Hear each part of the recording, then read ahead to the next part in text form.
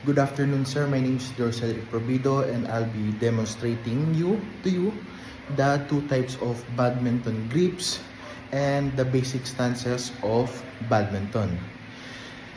The first thing that I'm going to demonstrate is the forehand grip. So, to visualize the grip, the best way to learn this grip is for you to imagine you are shaking hands with someone. It's like this. Now, you just have to slide in the racket, leaving a V shape between your thumb and your index finger. It looks like this. Now, the forehand grip is usually used for forehand clears, forehand smashes, forehand drops, forehand lifts, and forehand net shots. The next one is the backhand grip. Now, visualize yourself that you are holding a frying pan. Now slide in the racket, and this is what it looks like.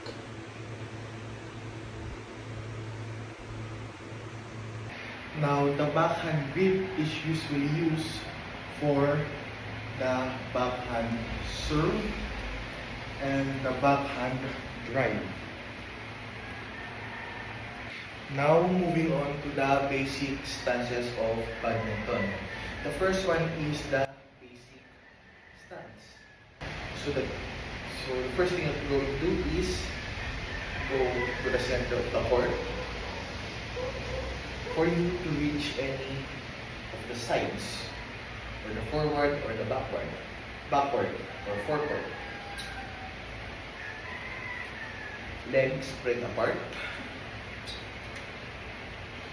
Bend your knees.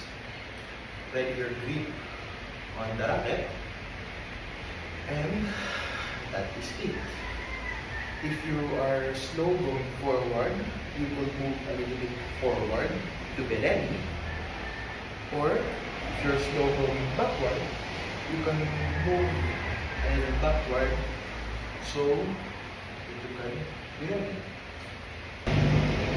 So now moving on to the attacking stance.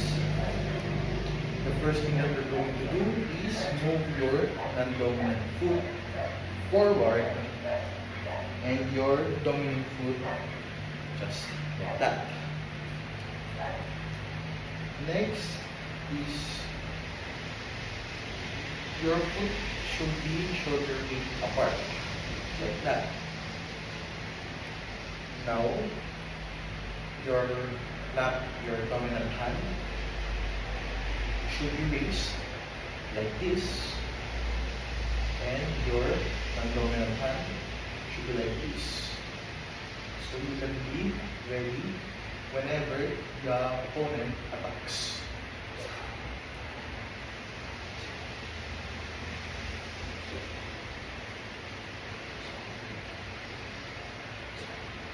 And that is all for my demonstration. Thank you.